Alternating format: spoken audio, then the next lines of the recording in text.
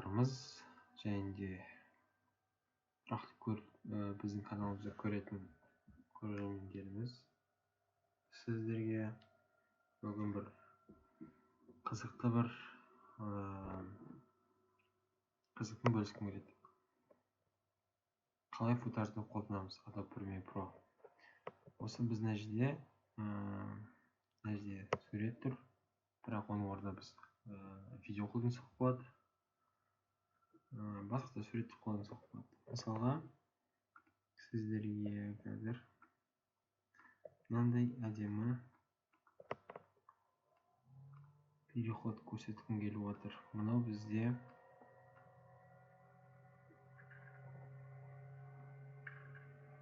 тұрғандай футажды осының үстіне қоямыз. Мұны қалай істейміз? Біріншіден мына футаждың масштабын келтіріп аламыз. Масштаб беріп по размеру кадра. Жоғары жағын қойып аламыз. Және суретімізді былай келіп аламыз. Осы тұрғанда бізде түкті көрмей тұр. Енді біз осыны аламыз да эффекты, видео эффекты, прозрачные наложения. И на жерден непрозрачность азайтамыз.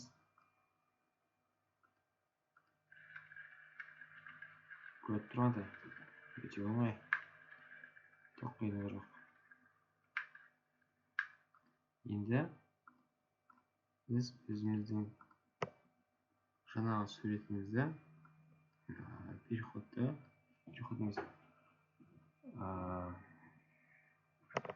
футажды кішкене қиындатайық. Бұл бізде қалың суреті.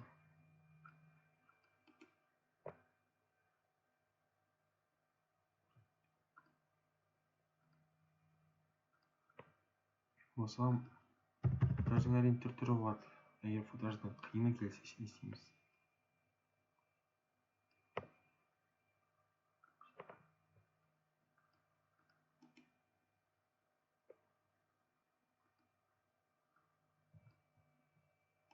Отменить связь. Егер де видеомыз бірігіп тұрса, біз мышканың оң жақ батырмасын басып, отменить связь деген болады мына жерде. Қайта көрсетейін.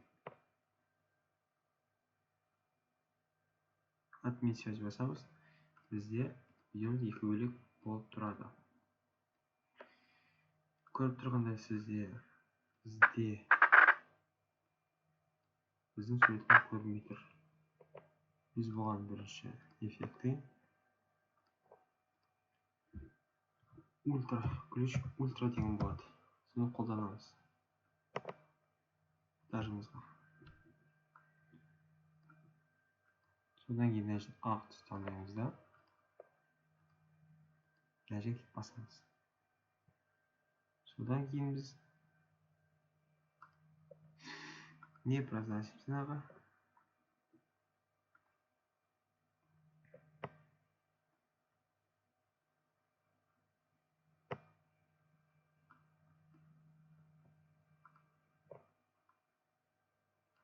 қолдандық. Енді көреміз.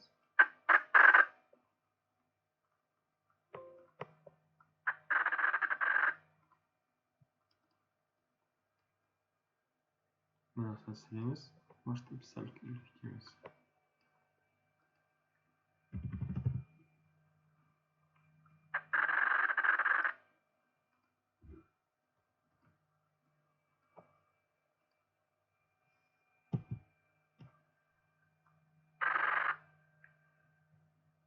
Көріп тұрғанымыздай, осындай әдемі футажды қолдану әркімнің қолынан келеді. Сіздерге де финальный көріністі көрсетейін.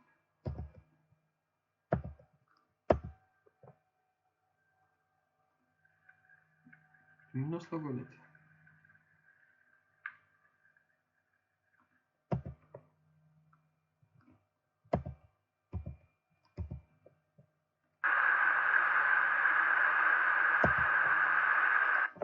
жазыңыздар, көріңіздер.